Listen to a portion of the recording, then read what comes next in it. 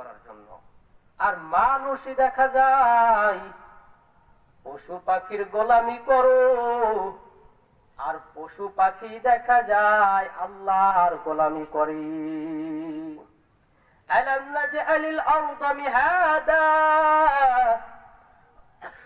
ওয়াল জিবালা আওতাদা। সূরা নাবার 7 নম্বর এবং 6 নম্বর আয়াত, 585 নম্বর পৃষ্ঠা। আল্লাহ তাআলা বলেন, আমি আল্লাহ তাআলা এই জমিনটা পাহাড় দ্বারা স্থির করে রাখছি। আল্লাহ তাআলা জমিনটাকে পাহাড় দ্বারা স্থির করে রাখছেন রে যুবক। আল্লাহ তাআলা জমিনকে যদি বলে এই জমিন তুই 50 ফিট নিচে ধসে যাও, জমিন সাথে সাথে ধসে যাবে।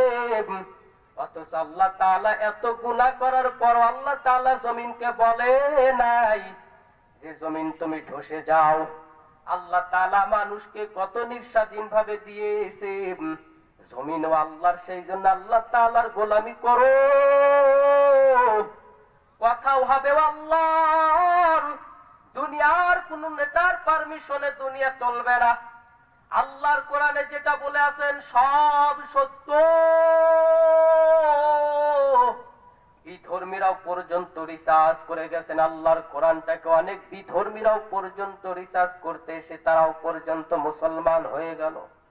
ওরে যুবক তাকায়া দেখ, শুধু দুনিয়ার ভিতর আজ দেখো মাইয়ার পিছনে দৌড়াও, বাড়ির পিছনে দৌড়াও, গাড়ির পিছনে দৌড়াও, কিছুই তোমার আপন না। কাল কিয়ামতের দিন সব তোমার গলাতে সাপ হয়ে পিছে ধরবেন আর বলবেন তুমি দুনিয়াতে যে ধন দৌলতের পিছনে দৌড়াইলি রে যুবক, সেই ধন দৌলতে আজ তোমার গলাতে সাপ হয়ে পিছে ধরছি। আলহাকুমুত তাকাসুর হাত্তা যুরতুমুল মাকাবির। যতক্ষণ পর্যন্ত তোমরা কবর আগমন না করিবে ততক্ষণ পর্যন্ত তোমাদের ধন দৌলতের প্রতিযোগিতা চলতেই থাকবে। সেই জন্য এখনো সময় আছে, তওবা করিয়া নিও।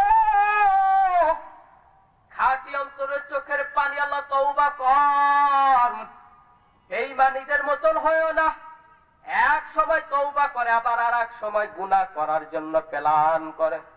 এই জবান দ্বারা তুমি আল্লাহর কোরআন, এই জবান দ্বারা তুমি আল্লাহর গুণগান করবে। এই জবানটা দিয়ে, জবান আল্লাহ তাআলা দিয়েছেন তো